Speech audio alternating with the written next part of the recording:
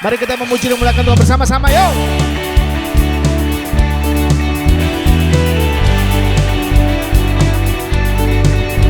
Kita percaya janji Tuhan selalu pasti, ya dan amin. Come on. Seperti hari pagi, langkahku kau terangi, selalu sertai.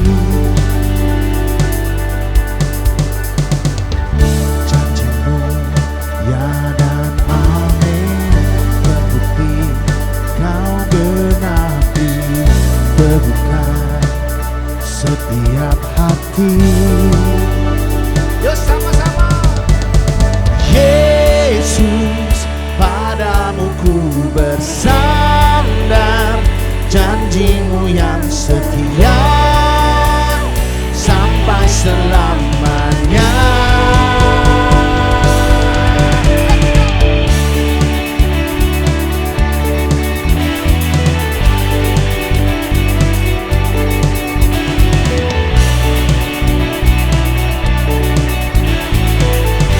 Habis ini di Cirebon nyanyi ya. Lebih keras. Seperti mentari pagi, langkahku kau terangi, selalu sertai. Dengan iman, janjimu ya dan amin, terbukti kau genapi, teguhkan setiap hati.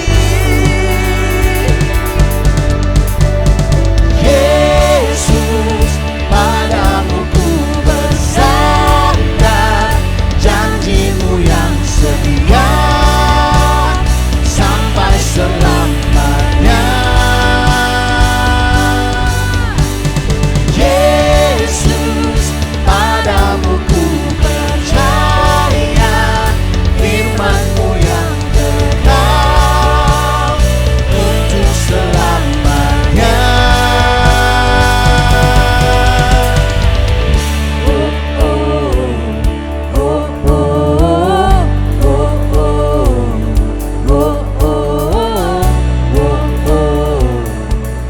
Yuk lebih keras lagi.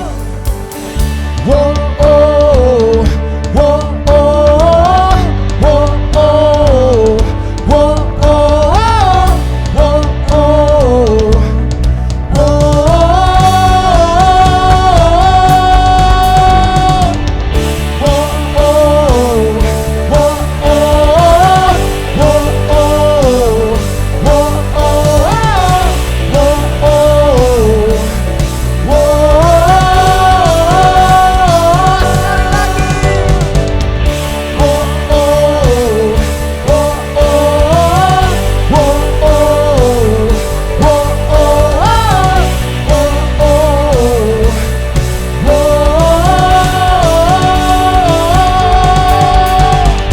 Yesus, padamu ku bersandar, janjimu yang setia sampai selamanya. Yesus, padamu ku percaya, firman-Mu yang kekal untuk selamanya. Wow, oh, wow, oh, wow, oh, wow,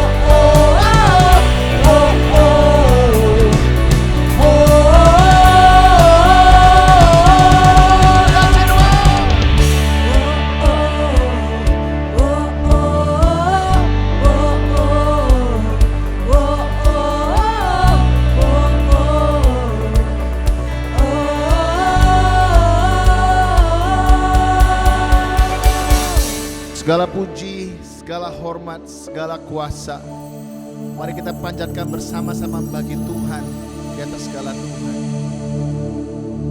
yang gak pernah meninggalkan kami. Haleluya. Tak pernah kau tinggalkanku di setiap langkah hidupku. Ku yakin kau kan besertaku, kau perlindunganku.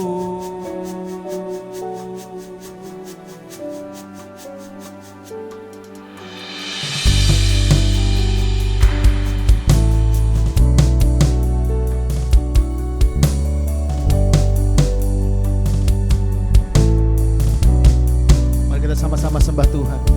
Kala terjatuh dan tersungkur,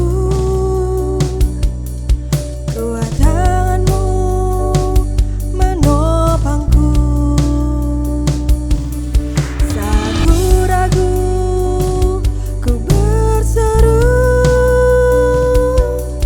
kasih setia-Mu selamatkanku.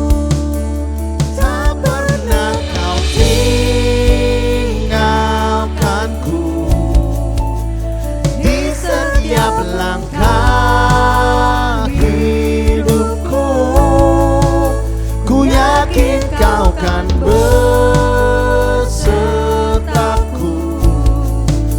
kau perlindunganku.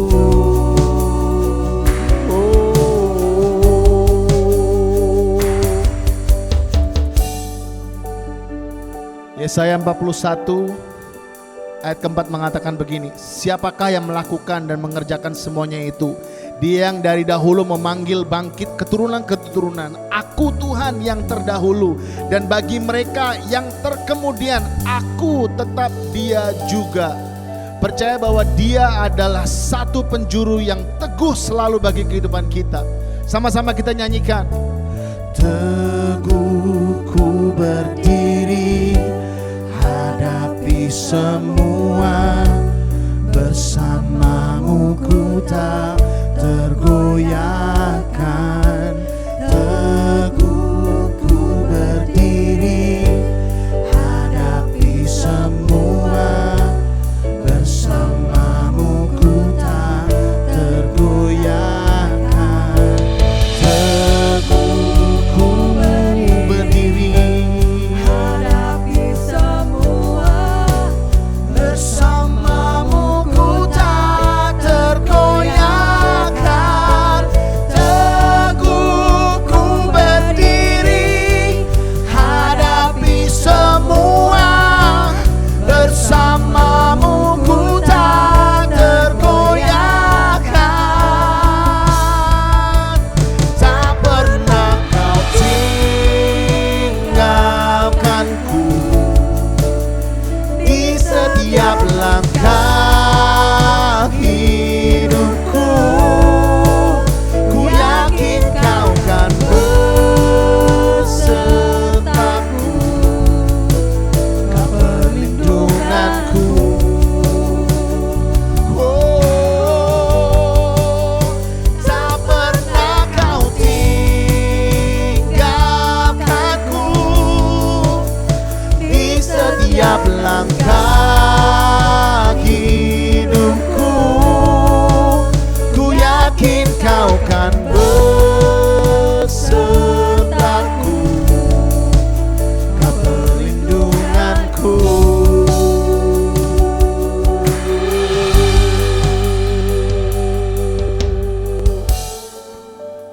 Sungguh kau perlindunganku Tuhan.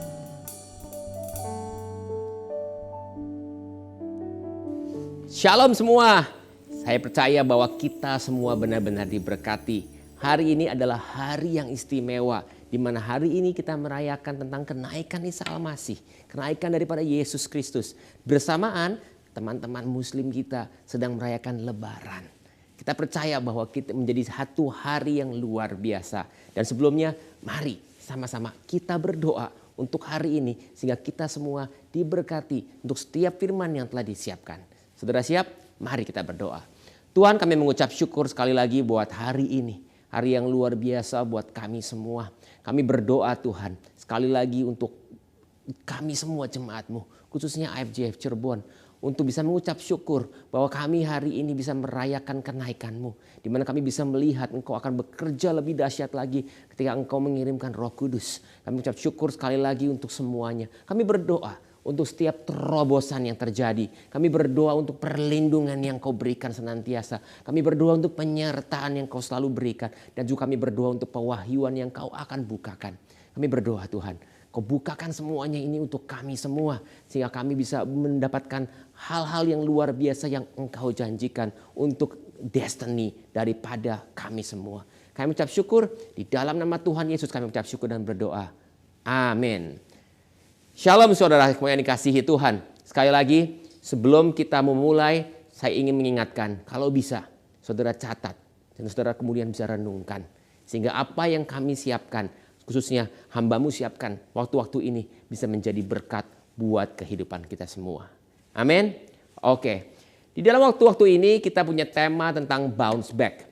Right? Pastor Han di awal minggu telah menjelaskan bagaimana kita harus bisa mental.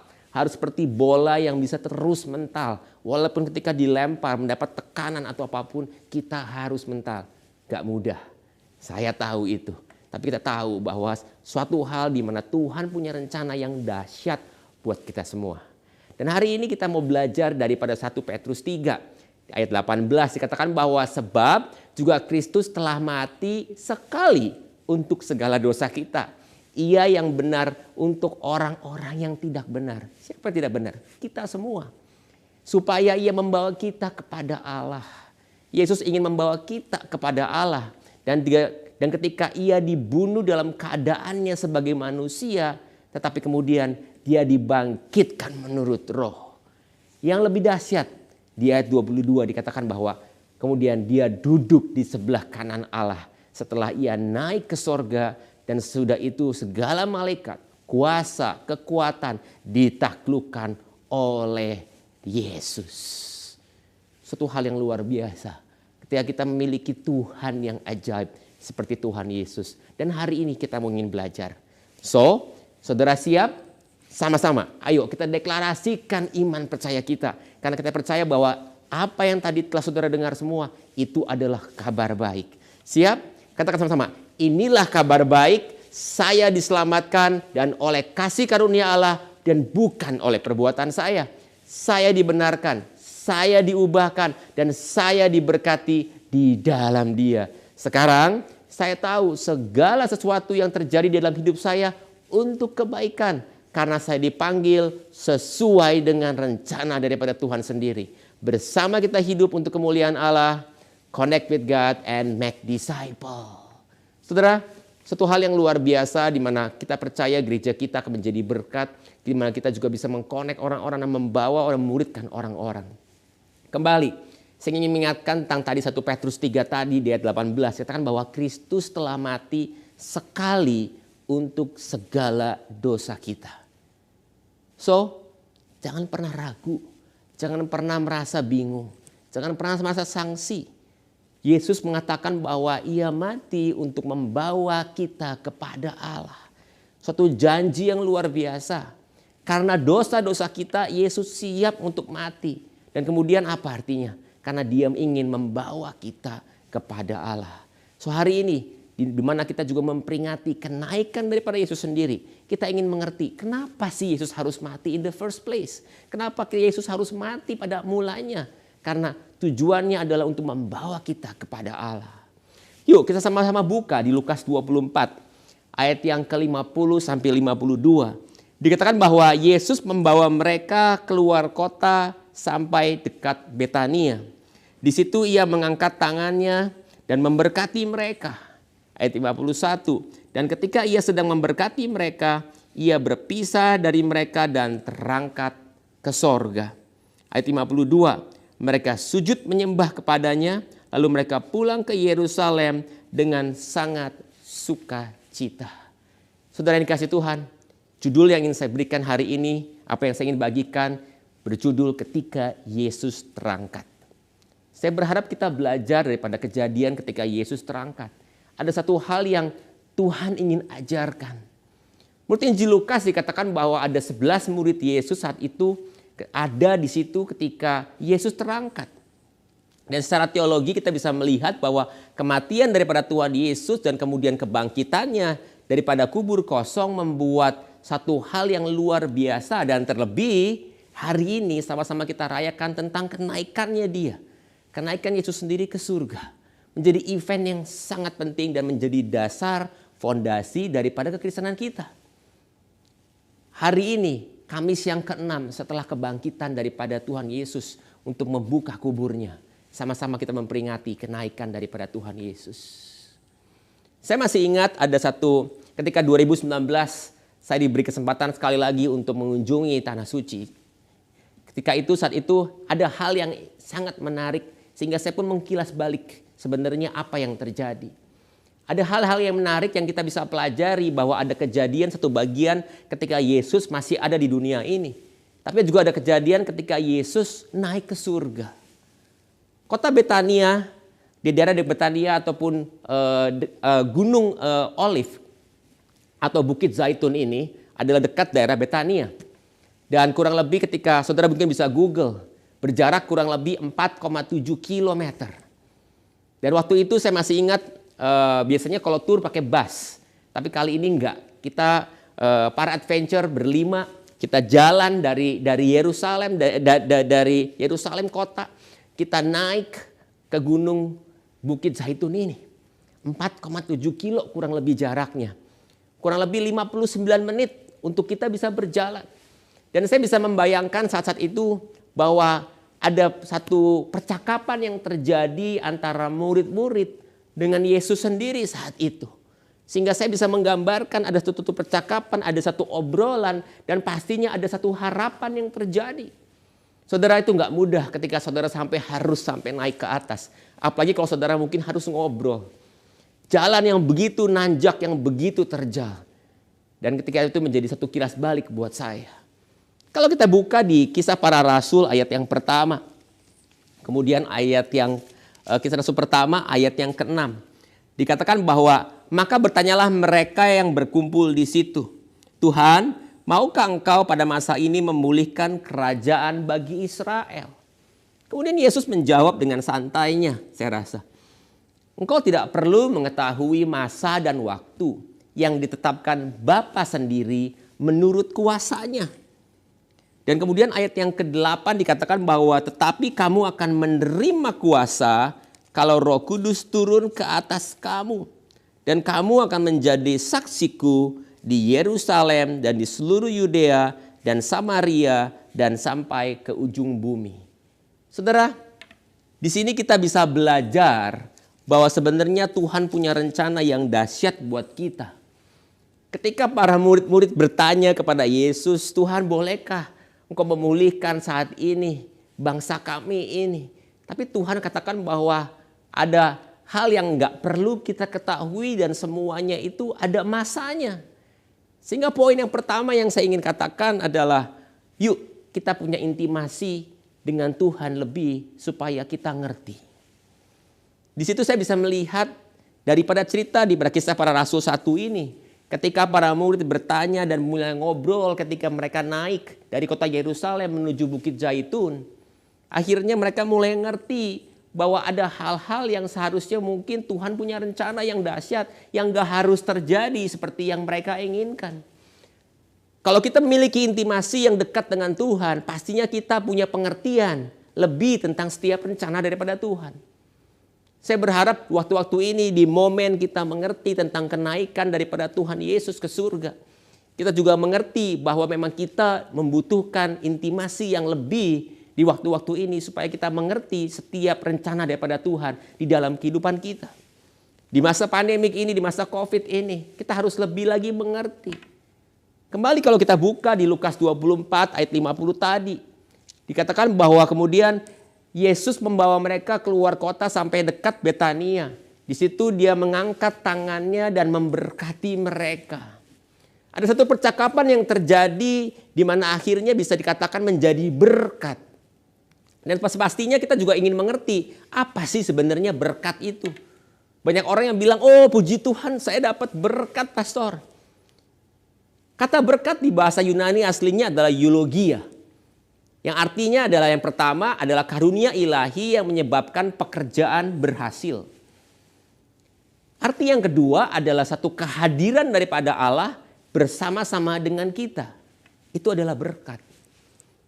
Arti yang ketiga adalah pemberian Allah Bapa yang berupa kekuatan, berupa kuasa, dan berupa pertolongan. Itulah berkat. Tapi ada satu terjemahan yang saya sangat suka. Dikatakan bahwa pekerjaan Allah di dalam kita untuk menghasilkan kebaikan.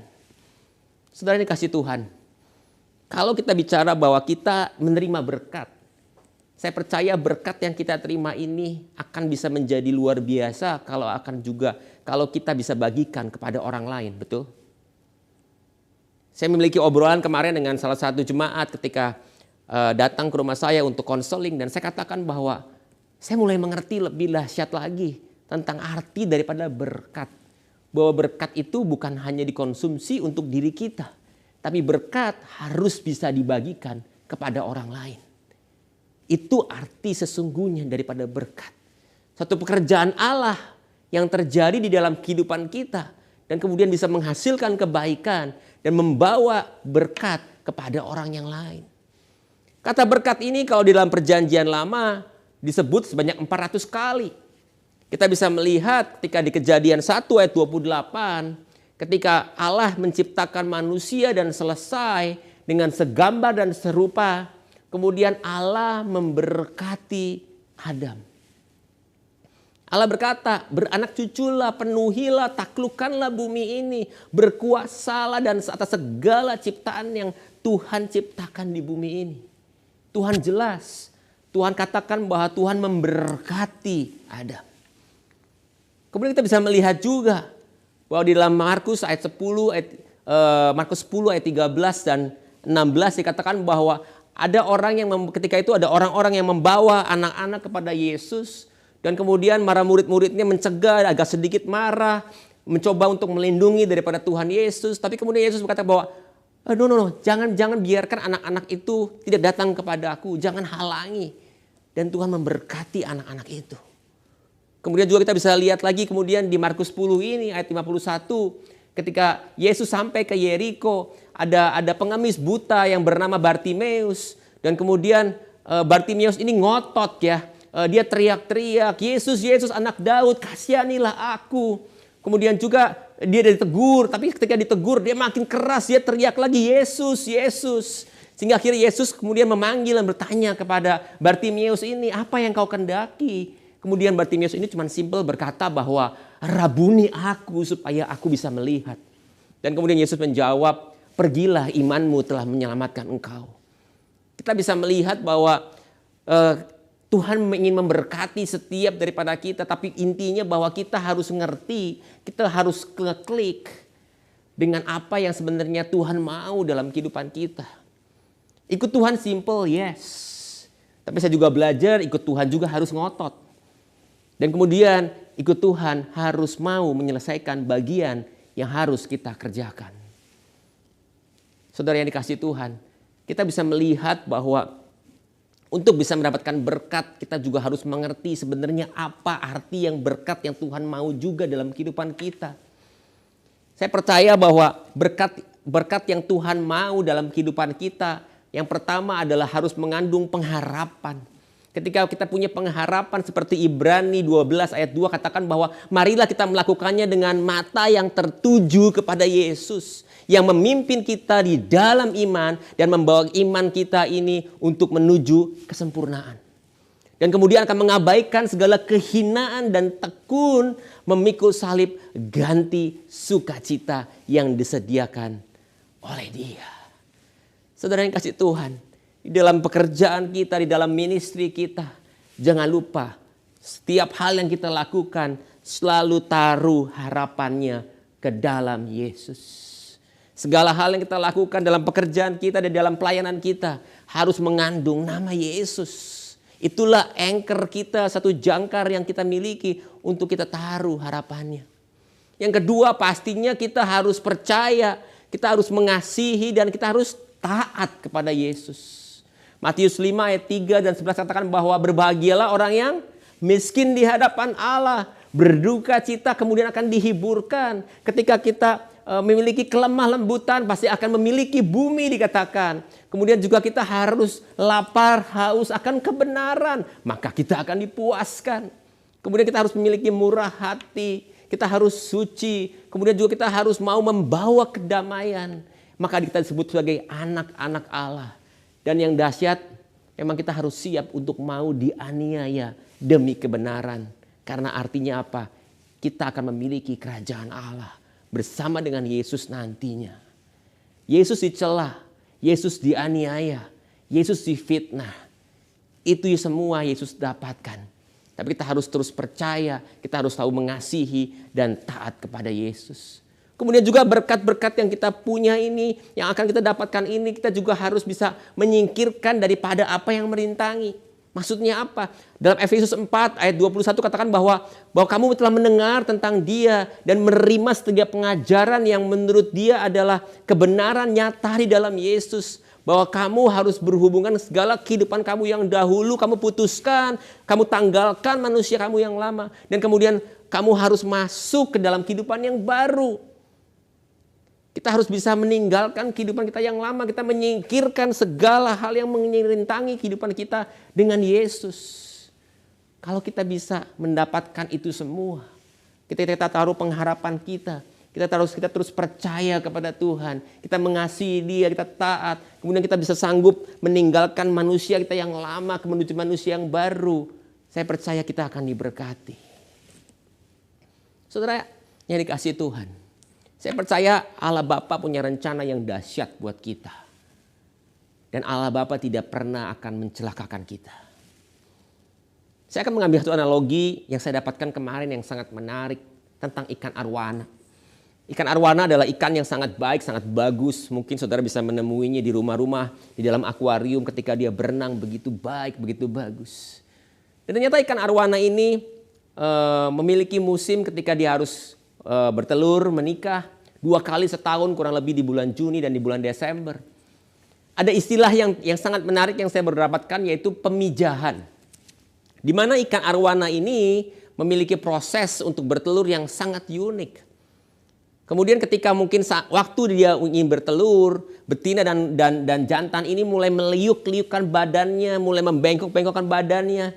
Dan sampai waktu dia mulai akan mengepakkan sirip-siripnya sehingga air mulai bercipratan keluar. Dan saat itu kemudian terjadi sang betina mulai mengeluarkan telur-telurnya. Dan saat itu bersamaan kemudian sang jantan juga mengeluarkan spermanya.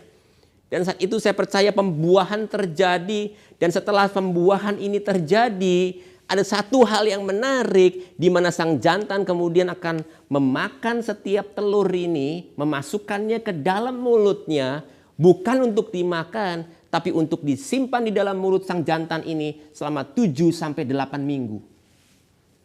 7-8 minggu sang jantan tidak akan makan.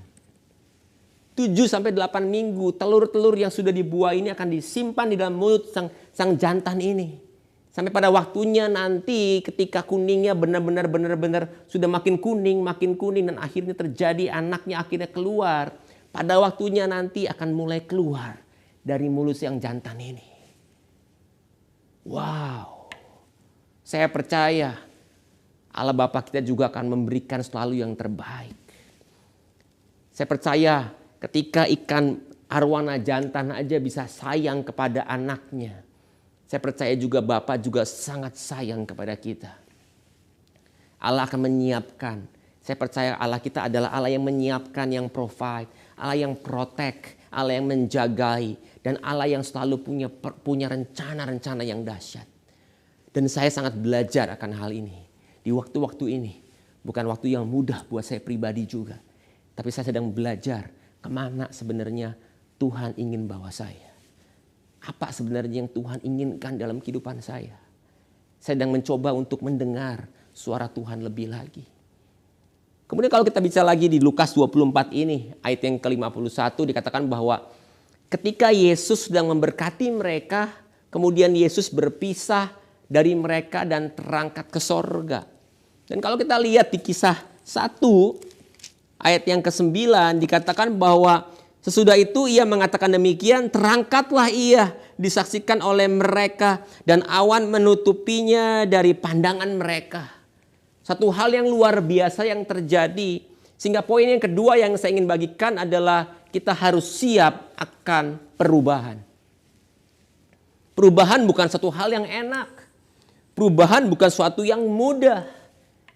Tapi saudara yang dikasih Tuhan, Yesus sendiri pun mengajarkan bahwa perubahan akan ada. Dan kita harus siap dan harus mau menerima setiap perubahan yang Tuhan bawa dalam kehidupan kita. Ada satu hal yang menarik di ayat 9 ini, di Kisah Rasul 1 ayat 9 ini dikatakan bahwa ketika disaksikan oleh para muridnya, ada awan yang menutupinya. Awan, nefele, adalah satu hal yang mungkin bagi kita hari-hari ini bukan satu hal yang terlalu signifikan. Saya percaya mungkin menjadi satu tanda. Ada tanda akan hujan yang datang mungkin. Ketika awan begitu tebal, begitu gelap, kita mungkin melihat wah akan ada hujan yang datang. Tapi bukankah artinya ketika hujan akan datang, artinya kita harus siap? Kita harus menyiapkan payung kita harus menyiapkan segala hal ketika hujan ini datang. Tapi saya bisa melihat bahwa tanda daripada awan ini memang menandakan sebuah perubahan yang terjadi. Betul, saat itu apa yang terjadi? Yesus tidak lagi akan bersama dengan para murid. Satu perubahan yang terjadi, saudara yang dikasih Tuhan. Saudara masih ingat tentang khotbah yang saya sampaikan bulan kemarin tentang tiang awan dan tiang api? Satu perubahan yang terjadi ketika bangsa Israel keluar dari tanah Mesir, akhirnya mereka juga melihat bahwa Tuhan akhirnya menampakkan dirinya melalui tiang awan dan tiang api. Tapi kalau kita mundur lagi sedikit, di Kejadian 9 ayat 13, di mana ada kejadian tentang Nuh dengan bahteranya. Kemudian Tuhan berkata bahwa, ayat 12 katakan bahwa Allah kembali berfirman, inilah perjanjian yang kuadakan antara aku dan kamu dan segala makhluk yang hidup. Satu hal yang luar biasa. Dan kemudian di ayat yang ke-13 dikatakan bahwa busurku kutaruh di awan supaya itu menjadi tanda perjanjian antara aku dan bumi. Tuhan katakan itu bahwa ketika busurnya ditaruh di awan menjadi satu perjanjian yang baru. Sehingga kembali menyambung dengan apa yang saya sampaikan bulan kemarin. Ketika bangsa Israel keluar dari tanah Mesir, ada satu tiang awan dan tiang api sebagai tanda perjanjian yang Tuhan berikan untuk umat Israel. Dan saya percaya ketika tiang awan dan tiang api itu ada dan ketika Tuhan berjalan di depan mereka pada siang, berjalan pada malam, itu akan menuntun mereka, membawa mereka terus sehingga akhirnya bangsa Israel hanya diberi pengertian untuk ayo inilah perjanjian yang aku berikan, nurut sama aku, ikut ini. Ada perubahan yang terjadi, engkau bukan lagi budak, engkau harus siap kapanpun, benar? Karena ketika tiang awan ini bergerak kapanpun, bangsa Israel ini harus siap. Gak peduli bangsa Israel ini sedang ngapain. Tapi ketika tiang awan dan tiang api ini bergerak, mereka harus siap. Perubahan akan selalu terjadi. Dan saya percaya awan ini benar-benar menjadi sebuah tanda tentang janji dan perjanjian yang Tuhan berikan dalam kehidupan kita. Yesus ketika masuk ke awan, ada satu perjanjian yang Tuhan berikan. Di sini pun kita belajar untuk trust sama Tuhan. Dites setiap kesetiaan kita, obedient kita dites. Apakah Tuhan yang menjadi center daripada segala kehidupan kita? Apakah kita akan taat kepada setiap firman yang dibagikan? Kehidupan tidak pasti, saudara. Tidak ada yang tahu hari esok seperti apa besok. Tapi kita belajar untuk memahami dan percaya dan berserah. Itulah trust. Itulah satu hal yang kita mau. Mungkin waktu ini saudara mendengar berita yang cukup mengagetkan di mana salah satu orang yang paling kaya di dunia setelah 27 tahun menikah akhirnya declare cerai. Manusia berubah. Rencana bisa berubah. Tapi ketika saya pelajari firman Tuhan, Tuhan tidak pernah berubah. Tuhan bisa membawa kita ke kiri dan ke kanan. Yang mungkin bagi kita seolah-olah ada perubahan yang terjadi. Tapi come on, saya percaya Tuhan tidak pernah berubah. Tapi memang Tuhan sedang membawa kita untuk melewati setiap hal di bagian dalam kehidupan kita. Dan Tuhan akan menunjukkan bahwa Dia memang Allah yang setia dan Allah yang luar biasa di dalam segala aspek dalam kehidupan kita. Sehingga ketika ada perubahan yang terjadi, bukan artinya Tuhan yang berubah. Tapi Tuhan begitu setia dan membawa kita untuk bisa melewati setiap perubahan yang terjadi. Ada amin. Kita lanjutkan. Lukas 24 ayat 52. Dikatakan bahwa mereka sujud menyembah kepadanya. Lalu mereka pulang ke Yerusalem dengan sangat sukacita. Aneh. Saudara, poin yang ketiga yang saya ingin bagikan. Penuhilah hidup dengan sukacita senantiasa. Ketika saya pelajari firman Tuhan saat itu. Wow, mereka baru ditinggalkan oleh Tuhan Yesus naik ke surga. Kok mereka bersukacita? What's going on? Apa sih sebenarnya yang mereka dapatkan? Saya percaya ketika Yesus naik ke surga, saat itu Yesus benar-benar sedang memberikan berkat-Nya kepada para murid. Itulah yang terjadi. Ada berkat yang diberikan yang benar-benar dahsyat oleh Tuhan Yesus. Sehingga yang saya boleh bagikan, kita harus bisa ready menyambut siang dan malam dengan sukacita. Sehingga akhirnya kita memiliki alasan untuk bahagia. Dan pada sesi ini, saya ingin mengundang jemaat yang dikasihi Tuhan untuk sama-sama berdoa buat salah satu teman saya. Salah satu teman saya dan istri saya yang kami kenal di Seattle back then. Yang hari-hari ini mungkin keadaannya tidak lagi terlalu baik seolah-olah. 2017 yang lalu dia mendapatkan vonis bahwa ada kanker di pankreasnya. Kemudian dia harus mengalami kemo 3 kali. Tapi ada reaksi-reaksi yang terjadi sehingga akhirnya kemonya pun harus stop. Kemudian juga akhirnya dilanjut lagi dengan kemo 5 kali. Ada radiasi yang harus dia jalani selama 17 kali di tahun 2018. Begitu banyak hal yang harus dia alami. Baik kemo, baik radiasi dan juga mungkin oral daripada kemo yang dia harus ambil. Satu hal yang saya lihat daripada kehidupannya dia. Dia selalu bersuka cita.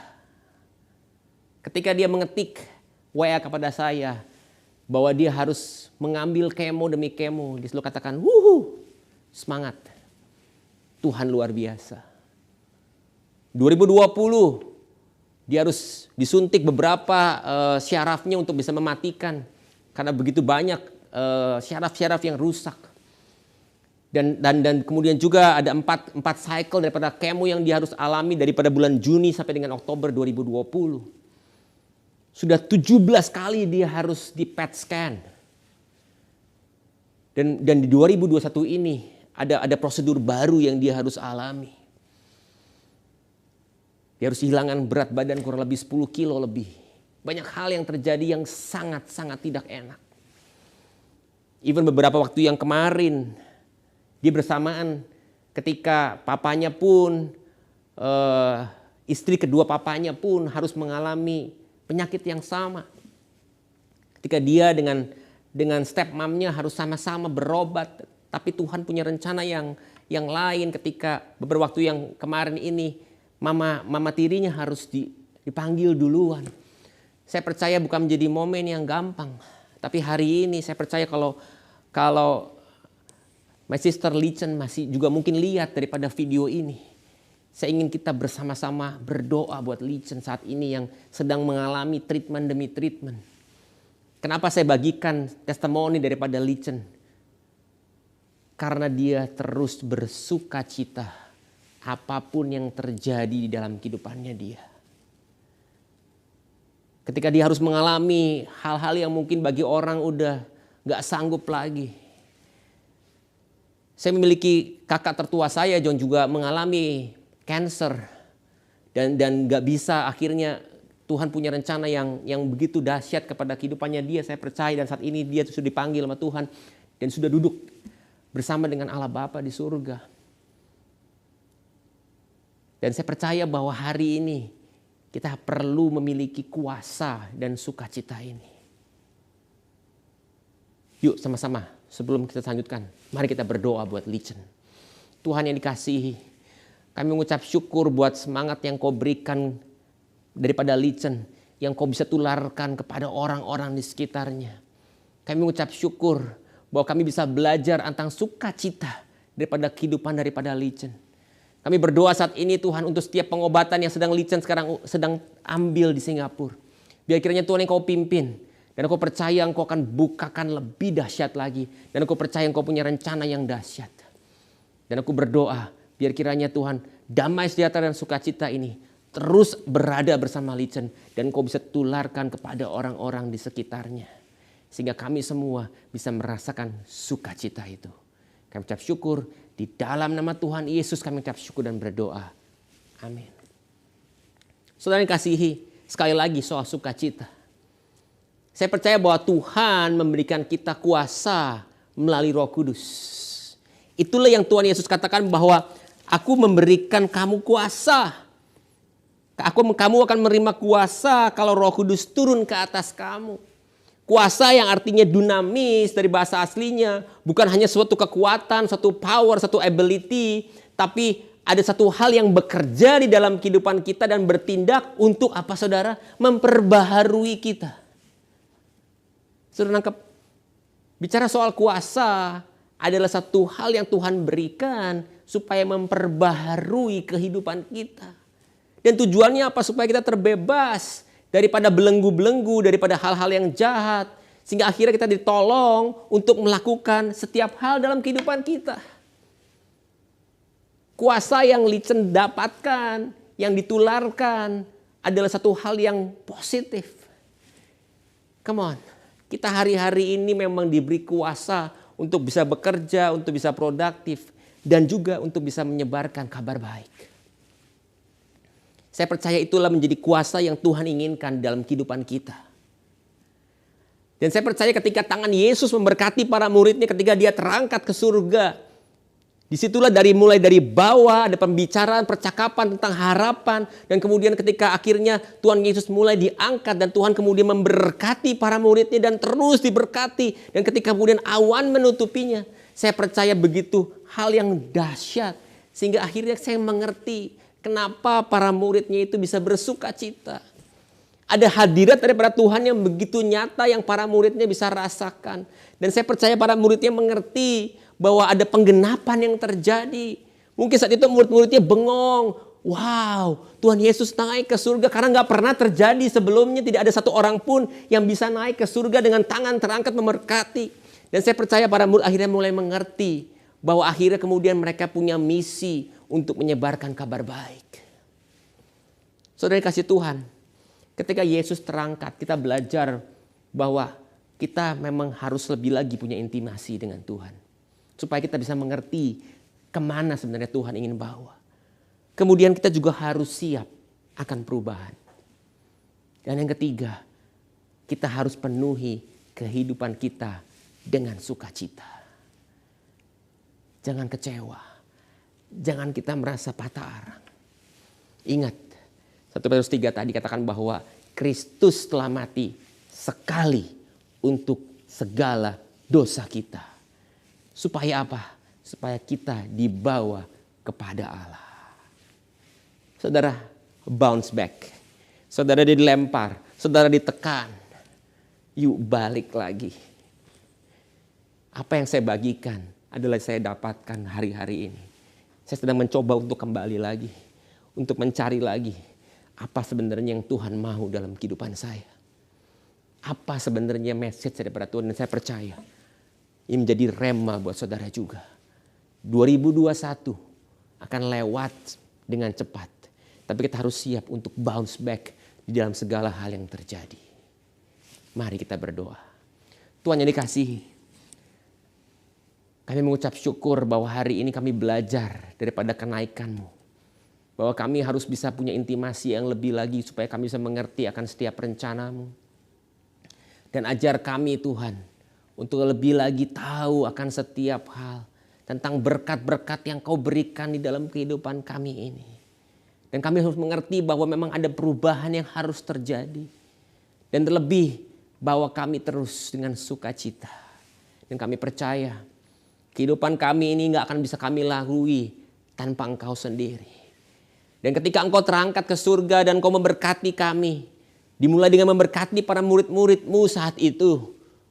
Di Gunung Zaitun. Di Bukit Zaitun itu. Hamba mau percaya bahwa berkat itu akan masuk dalam kehidupan kami lebih lagi. Bahwa kami Tuhan untuk sabar. Bahwa kami Tuhan untuk mengerti. Bahwa kami Tuhan untuk tidak gampang kecewa, gampang kesal, gampang apapun dalam kehidupan kami. Bahwa kami Tuhan untuk bisa terus bounce back. Terima kasih Tuhan untuk firman-Mu, untuk rema-Mu hari ini. Kami ucap syukur di dalam nama Tuhan Yesus, kami ucap syukur dan berdoa. Dan terlebih, Hamba-Mu teringat akan Lichen sekali lagi. Yang sekarang saat ini ada di Singapura untuk pengobatannya. Aku berdoa, biar Kau yang jamah. Dan aku percaya miracle-Mu masih ada. Dan saat ini, aku percaya dari 2017, kalau Engkau masih sparekan Lichen. Aku percaya bahwa Engkau punya rencana yang dahsyat untuk kehidupannya. Sehingga membawa berkat buat setiap orang yang kenal dan tahu tentang kehidupan Lichen. Terima kasih Tuhan. Kami ucap syukur di dalam nama Tuhan Yesus bersyukur dan berdoa. Amin. Saudara kasih Tuhan, minggu ini, di waktu ini, yuk kita genapi setiap berkat-berkat ini. Saudara siap? Mari, saudara angkat tangan saudara. Saudara imani setiap berkat yang saya bagikan. Sehingga menjadi berkat buat kita semua. Apabila engkau mendengarkan setiap perintah Tuhan Allahmu yang kusampaikan sebagai hamba-Mu pada hari ini dan kau lakukan dengan setia. Bila segala berkat ini akan datang kepadamu dan menjadi bagianmu. Diberkatilah engkau di dalam kota dan diberkatilah engkau di dalam ladangmu. Diberkatilah buah kandunganmu dan setiap hasil yang kau kerjakan. Sehingga akhir pembendaran daripada langit akan dibukakan dan melimpah terbuka.